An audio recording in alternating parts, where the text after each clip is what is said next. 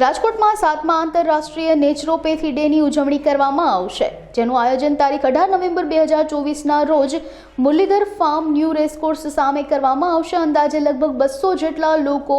આ કાર્યક્રમમાં જોડાશે। સાથે જ લોકોને આહાર એ જ ઔષધ અંગેનો હેતુ સમજાવી લોકો પ્રકૃતિ તરફ પાછા ફરે તે અંગે માર્ગદર્શન આપવામાં આવશે। આ કાર્યક્રમમાં રાજકોટના ડોક્ટરો ખાસ હાજરી આપશે। આ અંગે ડોક્ટર રસીલા પટેલ અને એમની ટીમે અબ તકની મુલાકાતે આવી વિશેષ માહિતી આપી હતી।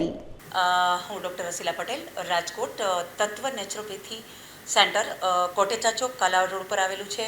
આજે અમે 18 નવેમ્બર 7th નેચરોપેથી ડે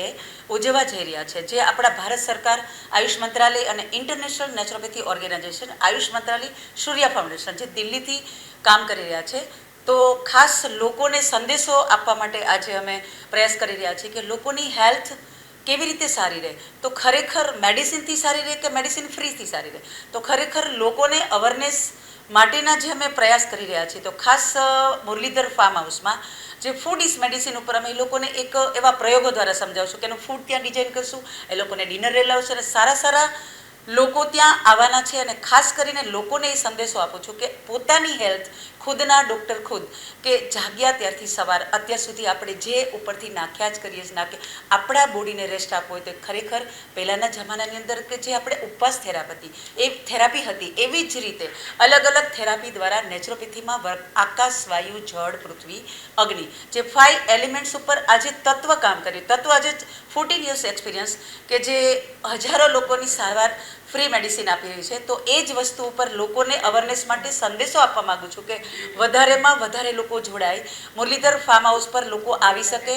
અને 18 નવેમ્બર ખાસ 5 થી 8 ઘણા બધા લોકો જોડાવાના છે અને અમારા સ્ટુડન્ટો પણ એમાં બહુ જબરજસ્ત કાર્ય કરી રહ્યા છે। આજે દરેક સ્ટુડન્ટો એવી અવેરનેસ માટે દરેક ઘરે ઘરે જઈને અવેરનેસ માટેના પ્રોગ્રામો કરે છે, દરેક સ્કૂલોની અંદર, કોલેજોની અંદર કે આજે ટીનેજર ગર્લ્સ છે કે જે આજે બજારું ફૂડ જે ખાય છે કે જે પીઝા છે, બર્ગર છે, ખરેખર જે હાર્મફુલ છે કે પોતાની બ્યુટી માટે આજે અલગ અલગ જે જગ્યાએ જઈને એ લોકો ફરતા હોય છે કે એની સુંદરતા ક્યાં હોય, બ્રાઇડ છે કે અત્યારે સિઝન છે તો એ લોકોની બ્રાઇડલ ટ્રીટમેન્ટ એક ઇનર વેલનેસ તો ફૂડથી જ આવે, ખરેખર સપ્લિમેન્ટરી આર્ટિફિશિયલ હોવું જ ન જોવે। એ જ મારો પ્રયાસ રહેશે અને લોકોને પણ એ જ સંદેશો આપું છું કે બને એટલા આપણે કુદરત તરફ વળીએ અને જમીન ટચ રહીએ, બને એટલા ઓર્ગેનિક ફૂડ ઉપર જઈએ, રીચ જે ફાર્મ ટુ પ્લેટ છે એના ઉપર આપણે આગળ વધીએ અને એના ઉપર ગવર્મેન્ટ પણ કામ કરે અને આવા મીડિયા દ્વારા લોકોની દ્વારા સંદેશો લોકોને પહોંચાડે કે વધારેમાં વધારે લોકો જોડાય અને આપણે સમાજ માટે હેલ્ધી સમાજ બનાવશું, હેલ્ધી બાળક બનાવશું તો જ આપણો સમાજ આગળ વધી શકશે।